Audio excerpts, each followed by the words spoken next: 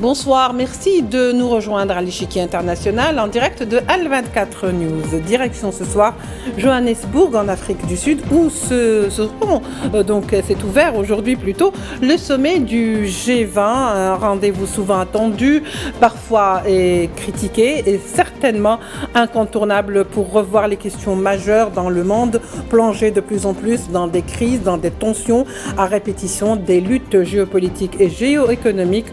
Aujourd'hui, ce sommet s'est transformé en une véritable plateforme de négociation. Mais qu'est-ce qui se négocie devant justement toutes les divergences qui sont manifestées des points de vue des uns et des autres, des puissants de ce monde et des pays émergents. Tout de suite, les développements.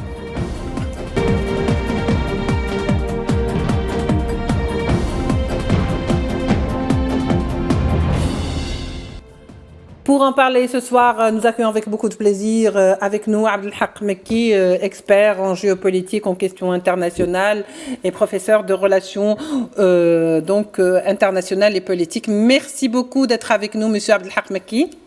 Merci à vous pour l'invitation.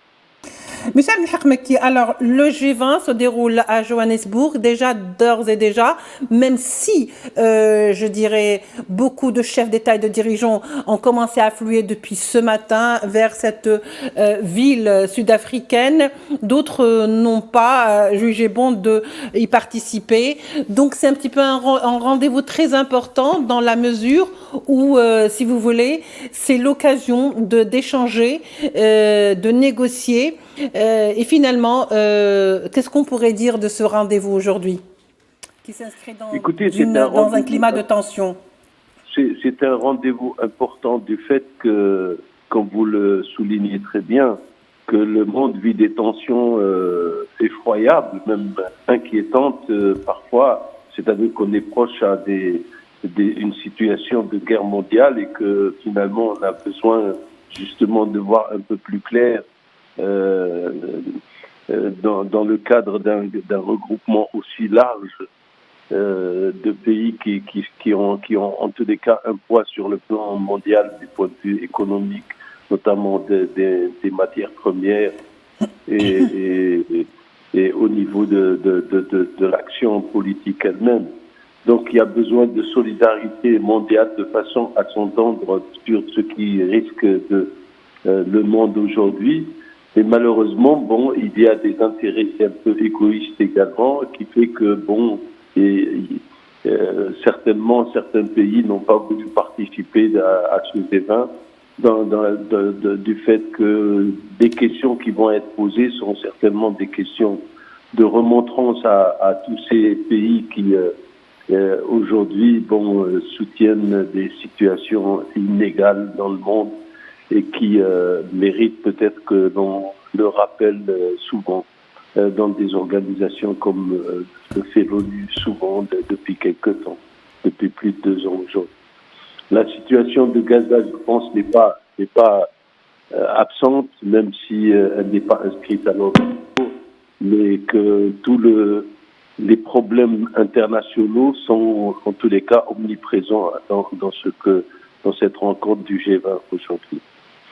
Oui, généralement, le G20 a été créé justement pour essayer de trouver des solutions, pour aller vers un monde meilleur et surtout pour essayer d'avoir des opportunités aussi bien pour ce qu'on appellerait les puissants de ce monde que les moins puissants. Mais aujourd'hui, on assiste quand même à quelque chose de complètement différent. Ça a été complètement, on va dire comme ça, entre guillemets, perverti. On assiste plutôt à une sorte de...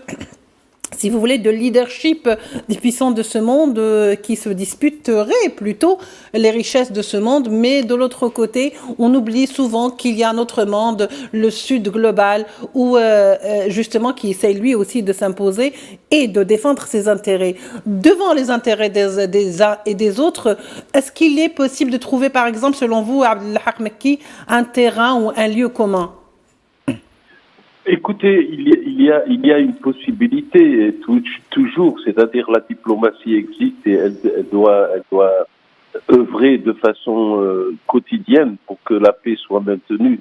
Je tiens juste à saluer par exemple la position des Nations Unies, notamment du secrétaire général, qui ces derniers temps, depuis plus de 2-3 ans, intervient pratiquement régulièrement pour rappeler les obligations des uns et des autres.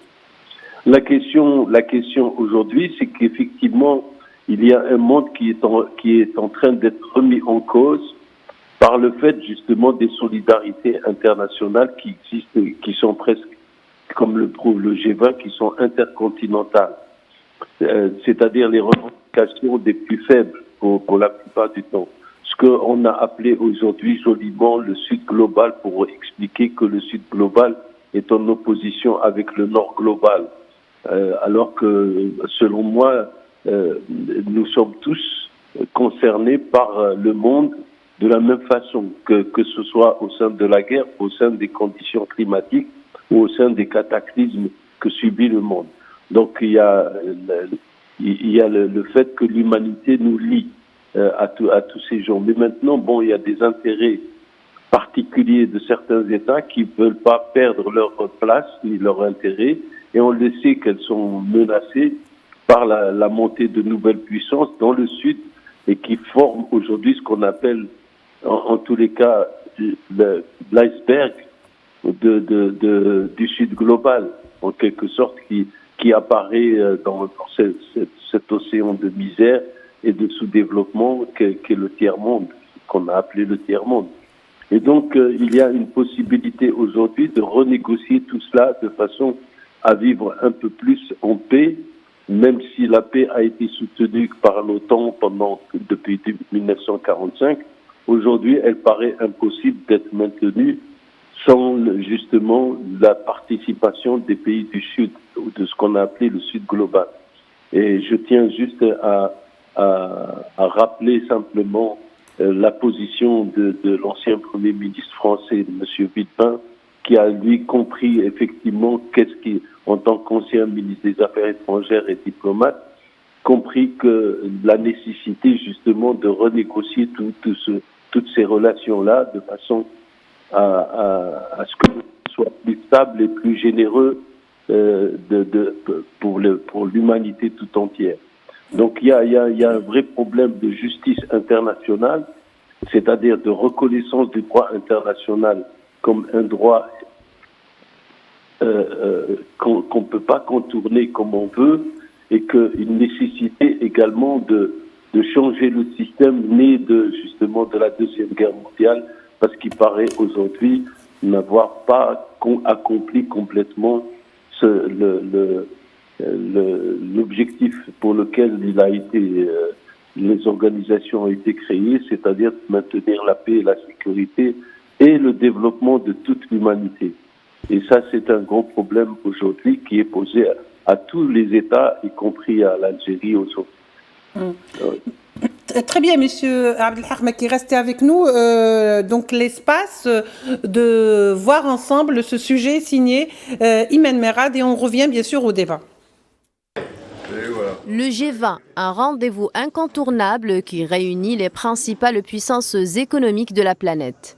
Créé en 1999, après les crises financières asiatiques, il avait pour objectif d'éviter de nouveaux chocs économiques en coordonnant les grandes économies. Mais en 25 ans, le forum s'est transformé d'un espace technique et financier à une arène politique mondiale où se négocient autant les équilibres géoéconomiques que les rapports de force stratégiques. Au cœur de cette édition, 3 dossiers majeurs. La stabilité économique mondiale face au risque de récession dans plusieurs régions. La transition énergétique rendue urgente par l'enchaînement de catastrophes climatiques. La reconfiguration des chaînes d'approvisionnement, un enjeu vital pour les pays industriels comme pour les économies émergentes. Cette année encore, le G20 met en lumière l'influence grandissante du Sud global. Et dans ce paysage, l'Afrique du Sud occupe une place stratégique. L'Afrique du Sud défend également une approche équilibrée. Elle dialogue avec de puissances occidentales tout en maintenant une coopération stratégique avec la Chine, la Russie, le Brésil et l'Inde. Une diplomatie multi-alignée qui renforce sa crédibilité comme médiateur entre blocs rivaux. Le G20 accueillera la Chine, l'Inde, le Brésil, l'Arabie Saoudite, l'Algérie et bien sûr l'Afrique du Sud, très attendue sur les questions d'équité et de transition écologique. Par ailleurs, le sommet sera aussi marqué par des absences symboliques. Le président américain Donald Trump, le président russe Vladimir Poutine sera quant à lui représenté par son ministre des Affaires étrangères. Certains dirigeants du Moyen-Orient, mobilisés par les tensions régionales, pourraient également manquer à l'appel. Dans un monde profondément fragmenté, le pays hôte tente malgré tout de préserver l'esprit du G20. Celui d'un espace de dialogue où les économies, les puissances, mais aussi les plus vulnérables cherchent un terrain d'entente. Pour l'Afrique du Sud et plus largement pour le continent africain, ce G20 sera une opportunité diplomatique majeure. Montrer que l'Afrique peut aussi peser dans les décisions internationales, non seulement comme terrain de ressources, mais comme acteur autonome et actif. Voilà, donc c'était un sujet signé Imen Meret qui revient sur les enjeux justement de ce sommet du G20 qui se déroule en Afrique du Sud. Abdelhak Mekki, dans ces cas-là, on va dire, c'est vrai que de tout temps, ce G20 réunit les puissants de ce monde, mais pas que les puissants de ce monde, car le monde n'est pas fait que de cette catégorie. Mais le problème, c'est qu'aujourd'hui, on va se poser cette question, quelle est la place du Sud global? Quelle est la place surtout de l'Afrique aujourd'hui? Et surtout qu'en ce moment, ce sommet se déroule en Afrique du Sud. Oui, tout à fait. De toutes les façons, la place de l'Afrique du Sud, elle est centrale parce que c'est elle le centre de l'humanité, en quelque sorte, est né grâce au continent africain.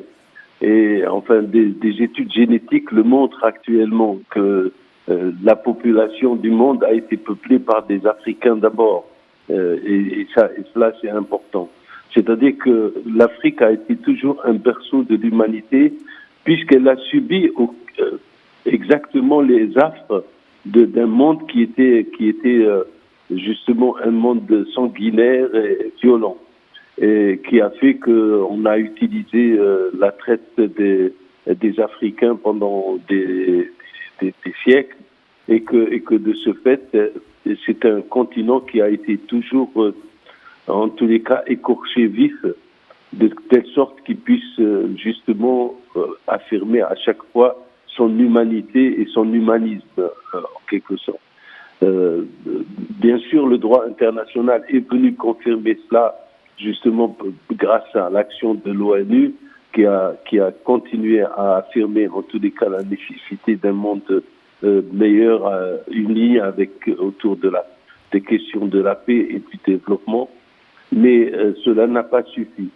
Le problème, c'est que le G20 lui-même n'a été créé que parce qu'il y avait un G7 qui était le G7 des puissants, c'est-à-dire le groupe des puissants qui décidait, si vous vous rappelez, dans les années, des décennies en arrière, qui décidait de la politique mondiale comme il voulait, même celle de faire la guerre à des pays comme l'Irak et autres.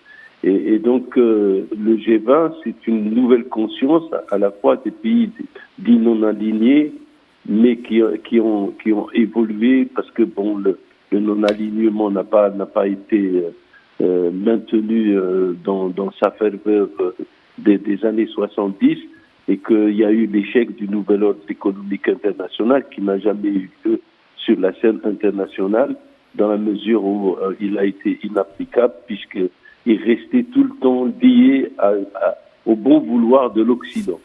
Aujourd'hui, il faut tenir compte que si le G20 existe, c'est parce que l'Occident en lui-même est affaibli.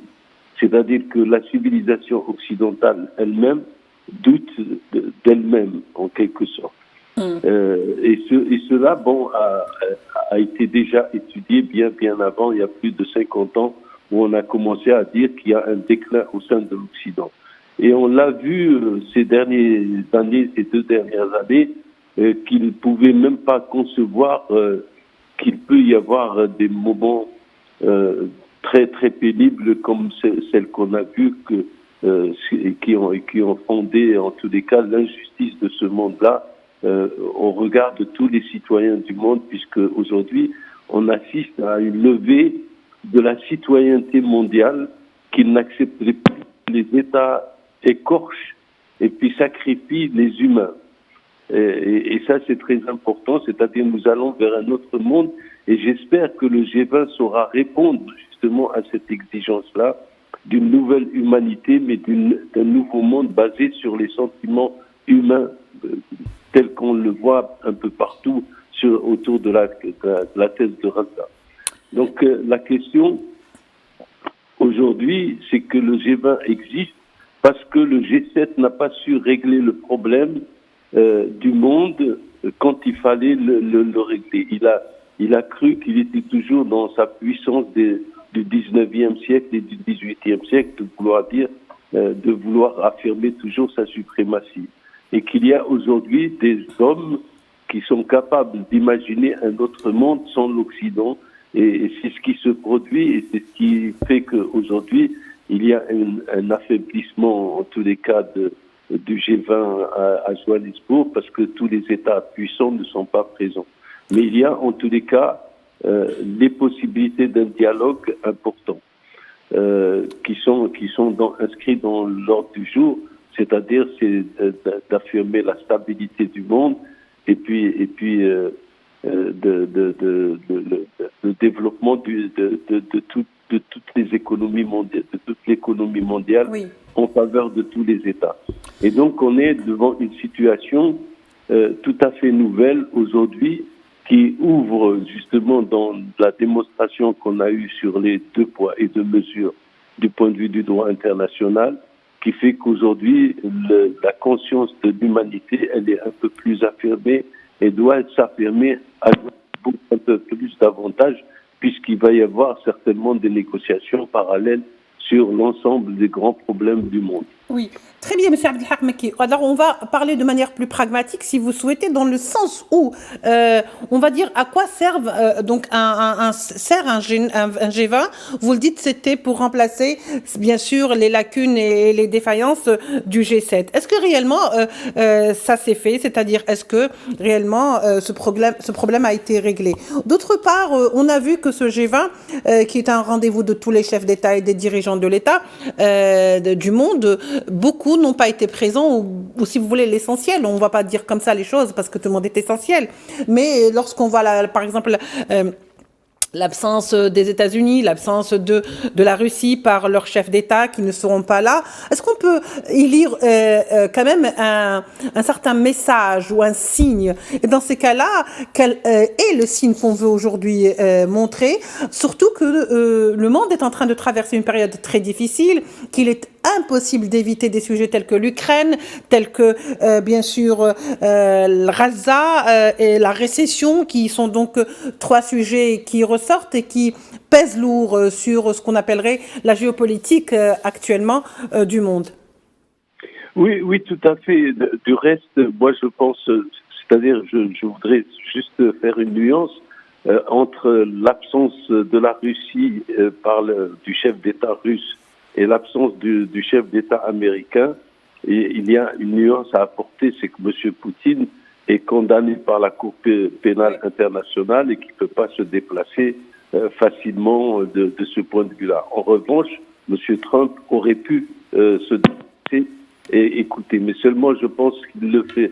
S'il est absent, il est absent parce qu'il sait que les remontrances seront très, très, très sévères à l'égard des États-Unis, qui ont conduit à ce que l'on a vu un génocide de nos propres yeux, et en étant ahuris chaque jour et chaque nuit, traumatisés par ce que l'on a vu à l'égard d'enfants et à l'égard justement des 2 poids et 2 mesures.